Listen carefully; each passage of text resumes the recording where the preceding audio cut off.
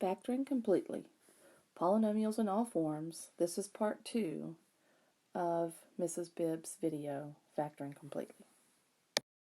This is the example I did not finish on part 1 of Factoring Completely. If you notice, for this question, all 4 terms do not have a common factor. Therefore, I am going to group the first term with the first term, first 2 terms together, put a plus sign, and group the last 2 terms together. I'm going to take out the greatest common factor of a to the third. That would leave me with a squared plus 1. I'm going to take out the common factor of minus 1, and that will leave me with a squared plus 1. Then, if you notice, I do have a factoring by grouping that worked. This and this are the same. So I'm going to write down, after I change that, I'm going to write down a squared plus 1 in a pair of parentheses, and beside of it, I'm going to write down what's left if I were to erase what's highlighted in green, and what would be left is highlighted in yellow, a cubed minus 1. Then I have to check to see if that's finished. When I look at this first binomial, this is a sum, so yes, it's done. This next one, despite the fact that it is a subtraction sign, if I had a plus sign, I wouldn't be finished because these are both perfect cubes. This is a perfect square and this is a perfect square, so the only way I could factor this is a difference of squares.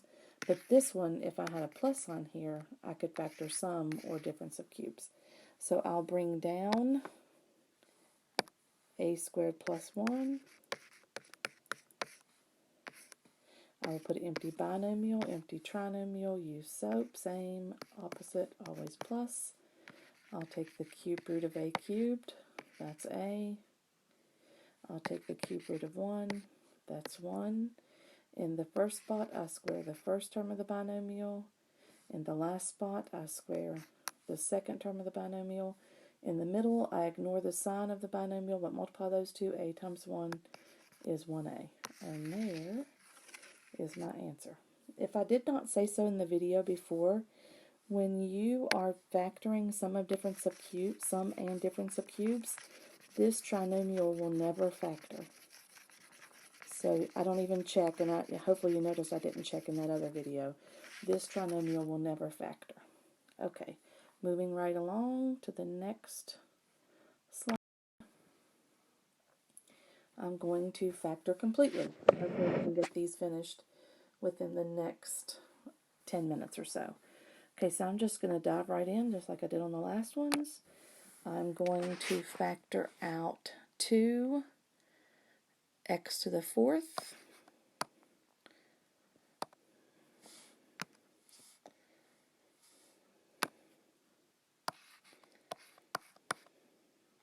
Oops, made another mistake.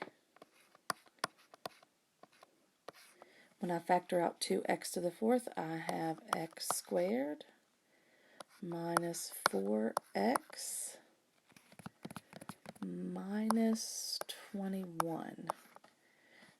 Factors of a times c, so factors of negative 21, that will give me a sum of b, negative 4. 7 times 3 with a negative on the 7. Okay, I'm going to factor that. A is 1, so this is just the quick way of factoring. Put your middle variable, a negative 7, and a positive 3. And that's my answer. I don't have any squares or cubes, so I don't have to check to see if those binomials are not finished. Number 10, I'm going to group the first 2 together. They don't all have a common factor, so I'm going to group the first 2 together.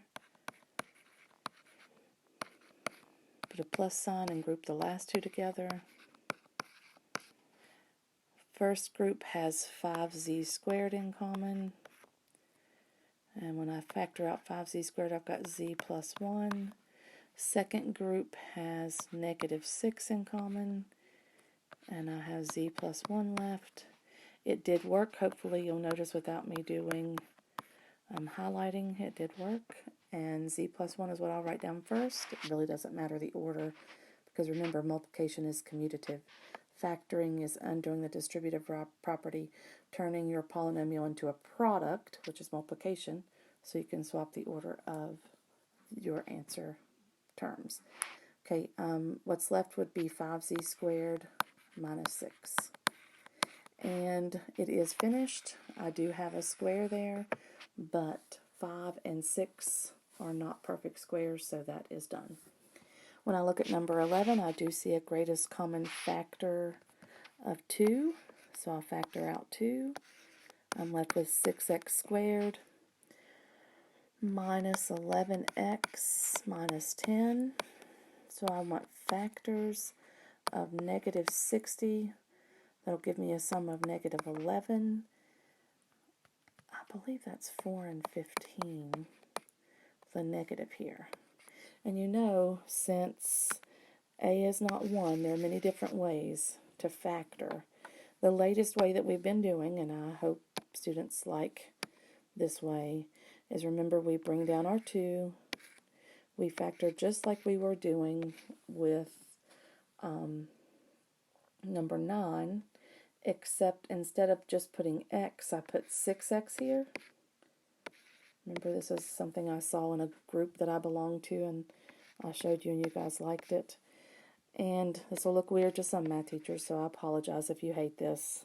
I know grouping is probably the best way, but I promise you I've taught them all, and I just let them choose what they like the best. And if you like something else better, you're welcome to do it another way. Then remember, you're to check each binomial for a common factor. This binomial has a common factor of 2. This binomial has a common factor of 3. So you will divide all of these by 2 and divide all of these by 3. We'll put our final answer here. 2 times 3x plus 2 times 2x minus 5. And let's just do a quick check to see if that worked. 6x squared minus 15x plus 4x, which is minus 11x, minus 10. So yes, that is the correct answer. This is my final answer for that.